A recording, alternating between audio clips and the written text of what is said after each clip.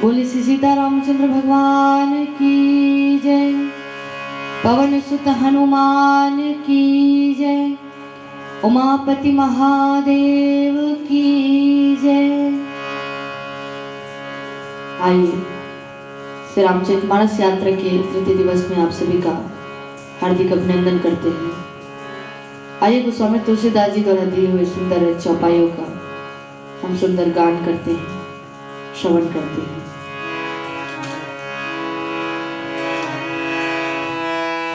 लोकाभिरामं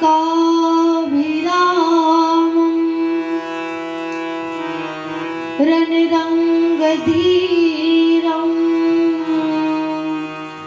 राजीवनेत्रं रघुवंशनाथं कारुण्यरूपं करुणाकरं तं श्रीरामचन्द्रं शरणं प्रपद्ये। मनोजवं मारुततुल्यवेगं जितेन्द्रियं बुद्धिमतां वरिष्ठं वातात्मजं वानरयूथमुख्यं श्रीरामदूतं शरणं प्रपद्ये।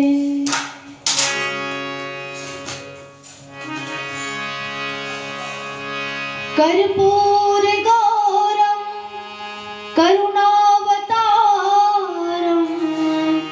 संसारसारं भुजगेन्द्रहारं सदा वसन्तं हृदयारविन्दे भवं भवानी सहितं नमामि। बोले राजा रामचंद्र भगवान की जय। हरे कृष्णा कृष्णा कृष्णा हरे हरे, हरे राम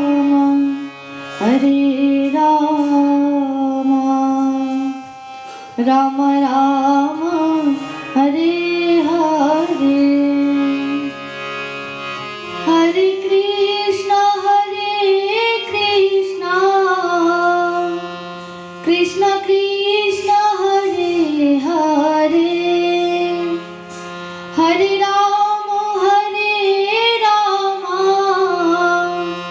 राम राम हरे हरे। हरे कृष्णा कृष्णा कृष्णा हरे हरे, हरे राम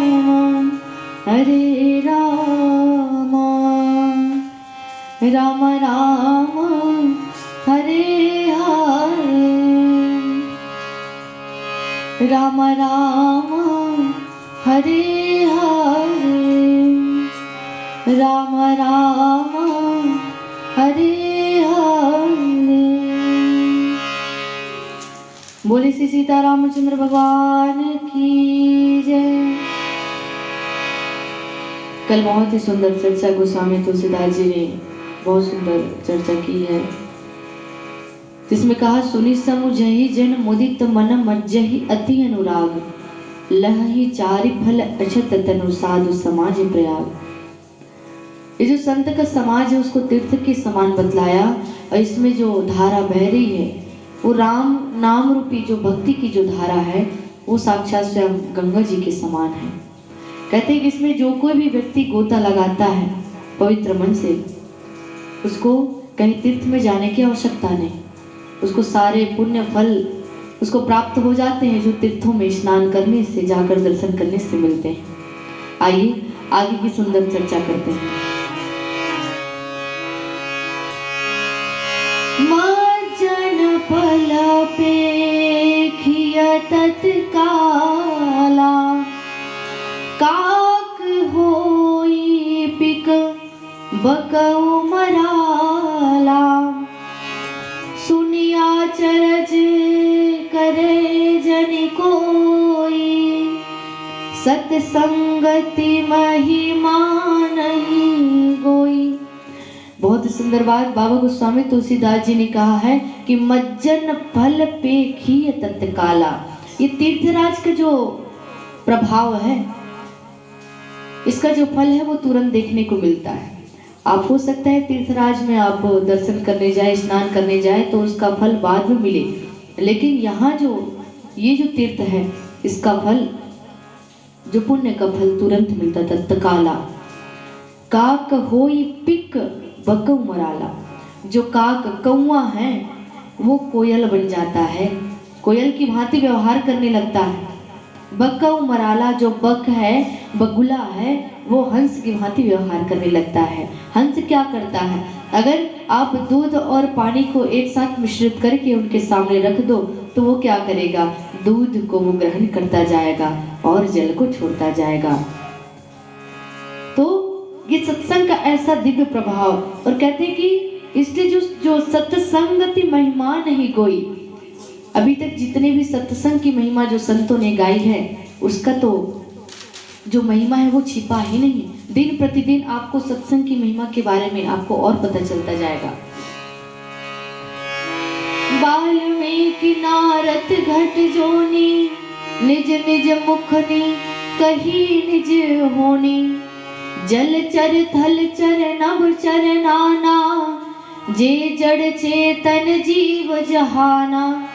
मति की रति गति भूति भलाई, जब जेहि जतन जहाँ जेहि पाई। सो जानब सत्संग प्रभाव, लोकहु वेदन आन पाऊ।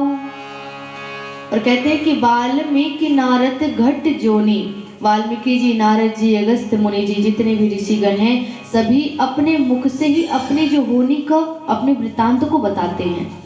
और कहते हैं कि जल में रहने वाले, जमीन पर चलने वाले, आकाश में विचरने वाले, नाना प्रकार के जितने भी जड़ और चेतन इस जगत में व्याप्त है, विराजमान है, वो जहाँ कहीं पर भी विराजमान रहकर अपनी बुद्धि से, अपनी कीर्ति से, अपने मन से, सद्गति से, विभूति से जितने लोगों ने भलाई पाई है, उसका सिर्फ केवल एक ही प्रभाव हो सकता है, वो है सत्संग का प्रभाव। हम कहते कि वो व्यक्ति हमेशा कुछ मंदिर में नहीं जाता, पूजा पाठ नहीं करता, फिर भी उसको हमेशा उसके साथ अच्छा क्यों होता है। हम ये बात भूल जा रहे हैं कि वो कभी न कभी सत्संग का प्रभाव उस पर पड़ा जरूर होगा। हो सकता है पूर्व जन्म में हो सकता है कभी वो अपने कान से सुना हो, 2 मिनट का सुना हो, लेकिन बड़े हृदय से सुना हो। इस जो सत्संग का प्रभाव इतना पवित्र है, इतना उत्तम है कि जितना भी हमारे जो बुद्धि, सद्गति, कीर्ति, जितने भी विभूति, ऐश्वर्य हमको प्राप्त है, वो सारे सत्संग की महिमा से ही प्राप्त है। और कहते हैं कि वेद में और लोक में इसका जो और कोई प्राप्ति का दूसरा कोई उपाय नहीं। आप कहते हैं कि जो ऐश्वर्य है, धन संपदा है, हम सब कमाकर प्राप्त कर लेंगे। ना भैया, आपको ये कमाकर नहीं मिलेगी। ये तो जब आप राम नाम की मोती को जब कमाएंगे ना, उसका फल आपको ऐश्वर्य के रूप में, आपकी बुद्धि के रूप में, आपकी सद्गति के रूप में, आपकी कीर्ति के रूप में आपको दिखाई देने लगता है। और कहते हैं कि बिनु सत्संग विवेक न होई, राम कृपा बिनु सुलभ न सोई। बहुत सुंदर बात। बिनु सत्संग विवेक न होई, बिना सत्संग के किसी को ज्ञान नहीं हुआ आज तक। कोई कहता है कि अरे भैया उसका तीसरा नेत्र खुल गया है, उसको आत्मज्ञान की अनुभूति हो गई। तो सत्संग के बिना किसी को विवेक नहीं होता है, ज्ञान नहीं हो पाता है। और कहते हैं ये होगा भी कब, राम कृपा बिनु सुलभ न सोई। आप कहते हैं कि हम अपने हिसाब से अपने जितने भी व्यापार है, सारी चीज़ों को चला रहे हैं, अपने परिवार का भरण पोषण कर रहे हैं, और सत्संग में भी बैठे हैं तो हम अपनी मर्जी से आए हैं तभी बैठे हैं। आप गलत कहते हैं भैया। कहते हैं राम कृपा बिनु सुलभ न सोई। जब तक हमारे राघव की कृपा ना होगी ना, तब तक आपके जीवन में सत्संग भी नहीं आ सकता। कितने सारे लाखों करोड़ों व्यक्ति यहाँ पर पड़े हुए हैं, लेकिन बहुत कम लोग ही हैं जो कथाओं को सुन रहे हैं, भजन को सुन रहे हैं, कीर्तन में भाग ले पा रहे हैं। आप भी घर में बैठे हैं, हम भी घर में बैठे हैं, लेकिन जरा सोचिए तो सही, ये सत्संग कब किसके जीवन में आया है? ये सत्संग तो आपके और हमारे ही जीवन में आया है ना। क्यों? क्योंकि राम कृपा बिनु सुलभ न सोई। राम जी की कृपा के बिना ये सुलभ नहीं हो सकता है। राम जी ने जिसको जिसको चुना है वही इस संसार में जीवित रह सकता है। राम जी कहते हैं कि भैया इसका जाना, अब इसका समय आ गया, इसको जाना चाहिए, तो भी व्यक्ति रह ही नहीं सकता। ये कोरोना काल तो एक बहाना है भैया, लेकिन व्यक्ति को जहाँ जहाँ जिस जिस समय में अपने इस देह को त्याग कर जाना होता है, वैसा वो चला जाता है। तो और कहते हैं कि सत्संगत मुद मंगल मूला, सोई फल सिद्धि सब साधन फूला। ये जो सत्संगति है ना, सत्संगति करते हैं, सत्य का संग। सत्य क्या है?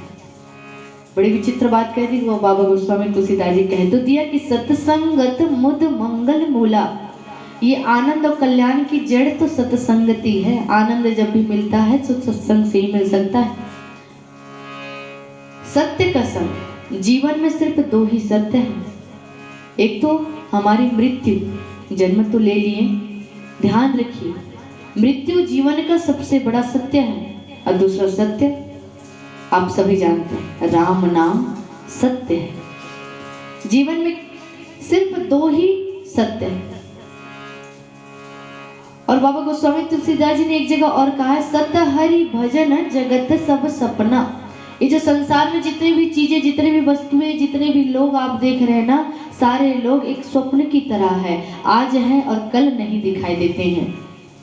आज जो सब्जी पक गई, जरूरी नहीं कि वो कल भी पके। और ये जो संसार है उसमें जरूरी नहीं कि जिसके साथ आज आप बात कर रहे हैं वो व्यक्ति कल भी मिलेगा। ये कोरोना काल ने तो पूरे जीवन का सत्य ही बता दिया कि सत्य हरि भजन जगत सब सपना। और कहते हैं कि यही सत्य का जो संग है वो आनंद और कल्याण की जड़ है। कहते हैं कि सोई फल सिद्धि सब साधन फूला। सत्संगति की जब सिद्धि हो जाती है वही तो आपका फल है। और बाकी जितने भी जो साधन आप अपनाते हैं, जो भी आप क्रिया करते जा रहे हैं, वो सब तो उसमें लगने वाले फूल ही हैं।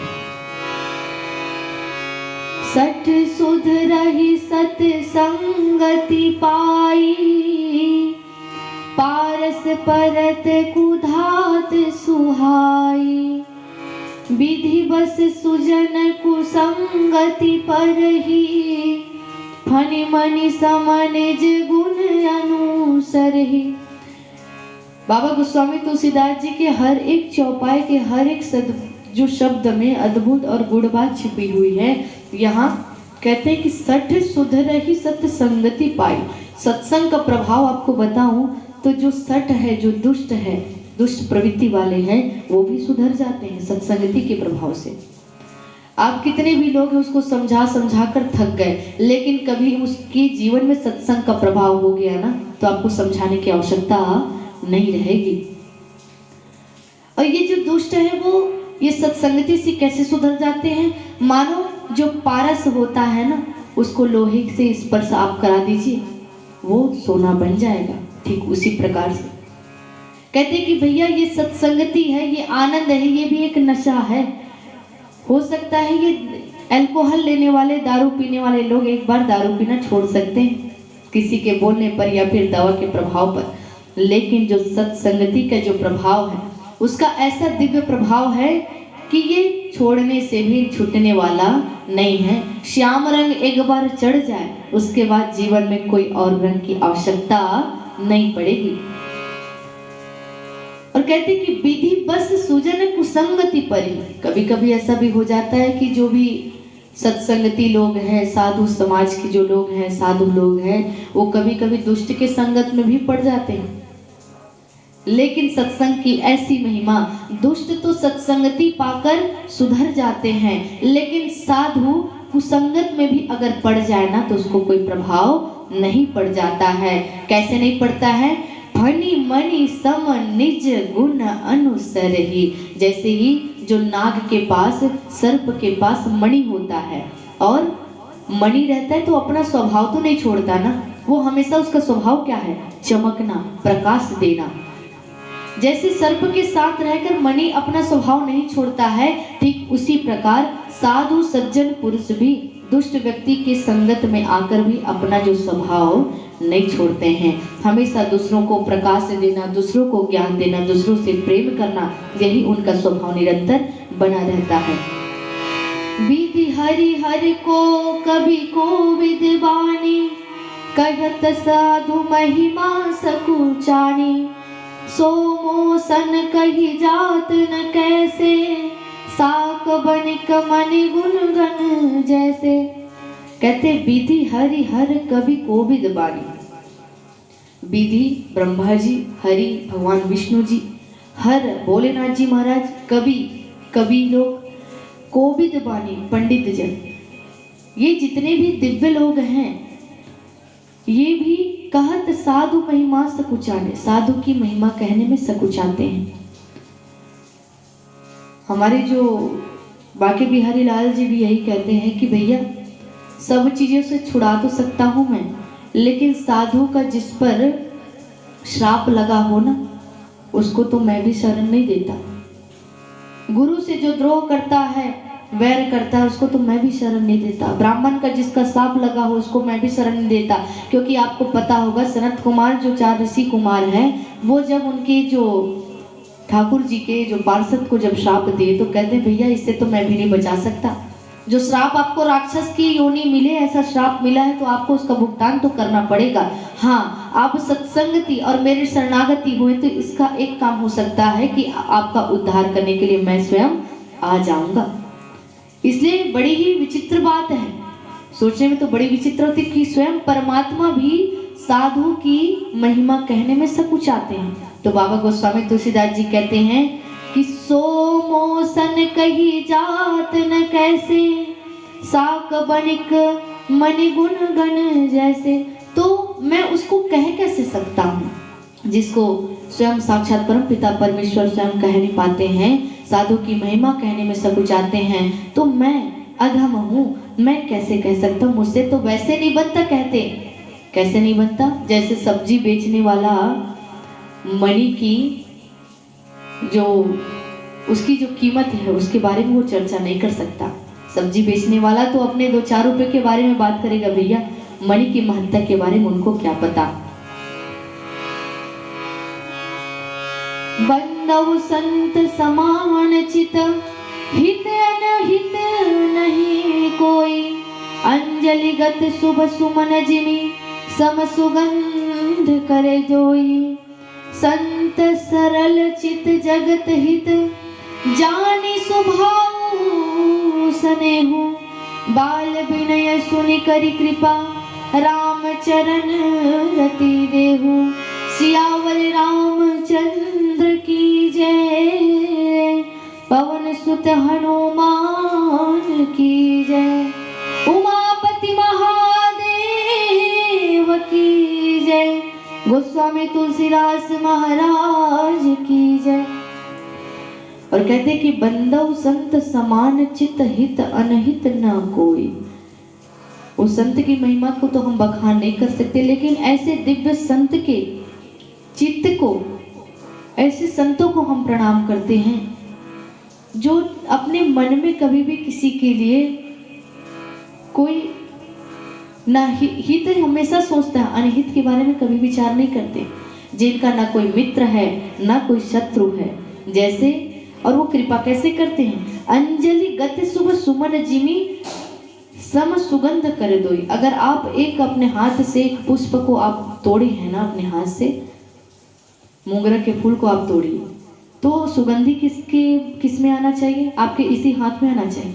लेकिन आप फूल को तोड़कर अपने दूसरे अंजलि में रखते हैं, तो आप ये ध्यान दीजिएगा, जिस हाथ ने उस फूल को तोड़ा उसमें सुगंधी तो रही, और जो फूल को आपने जिस अंजलि पर रखा वो हाथ भी सुगंधित होने लगेगा। ठीक उसी प्रकार से हमारे जो संत समाज है वो शत्रु और मित्र दोनों पर बराबर समान रूप से कृपा बरसाते हैं और कहते हैं कि संत सरल चित्त जगत हित जान स्वभाव स्नेहो बाल विनय सुनि करी कृपा राम चरण रति देहु।